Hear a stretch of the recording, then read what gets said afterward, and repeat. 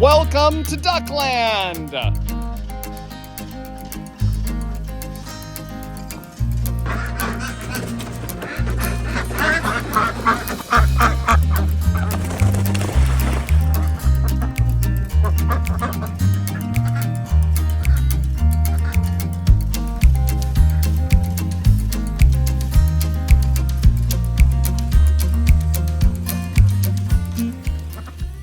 So Duckland was a huge undertaking that we took on last year. Duckland turned out to be much more cool than I actually thought it was going to be. Behind me is our duck coop. You can see right down there is the door where the ducks go in and out.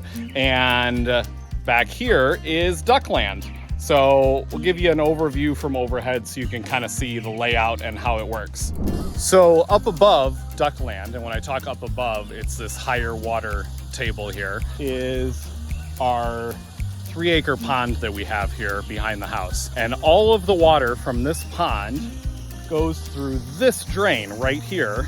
All the water from the rain, the storms, all of the areas around us that drains into our upper pond then comes down and drains right through here through Duckland, which is awesome because that means that everything that flows through our pond eventually ends up going through Duckland, which creates 1, clean, fresh water for the ducks constantly, 2, an assortment of wildlife and plant life and anything else, bugs that the ducks can eat on down here, and 3, it keeps it constantly full because unless our pond stops overflowing, which has not happened, Duckland always has water in it, which is their main source of water. So you might be wondering why we didn't just put our ducks up at the pond that we already had. And the reason is because ducks are messy. So they create a lot of waste. There's all sorts of waste in the water, and ducks are hard to keep a duck coop clean. So we wanted an area that would constantly be clean. We wouldn't have to really worry about cleaning it or maintaining it as much. And we also wanted the ducks to have a natural area where they could hang out and they would be protected. So in terms of protection, we have a fence that goes all the way around Duckland, and the fence is not necessarily to keep predators out, it is to keep the ducks in. We don't want the ducks wandering up to the main pond, and we also don't want ducks wandering out into the woods. If a predator wanted to get in here, they could get in here. However, most predators that we're worried about are hunters at night, and all of our ducks get locked in at night, so they're safe.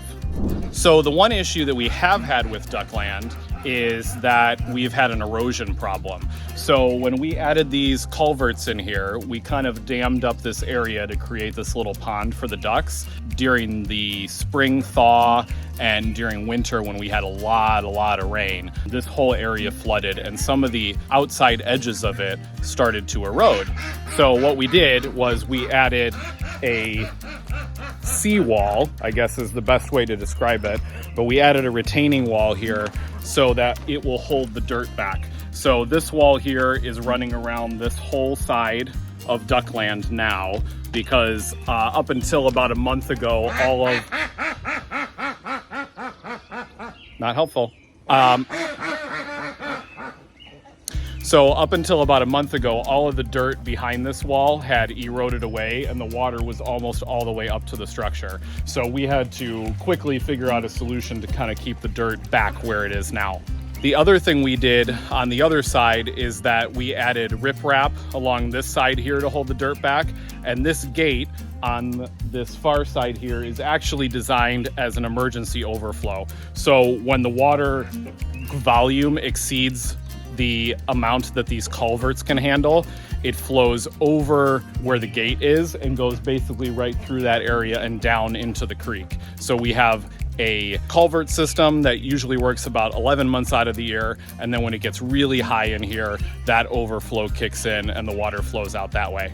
Okay, so that's basically the area of Duckland. Let's talk about functionality. So functionality is we have protective mesh over all the windows here so that it's predator proof.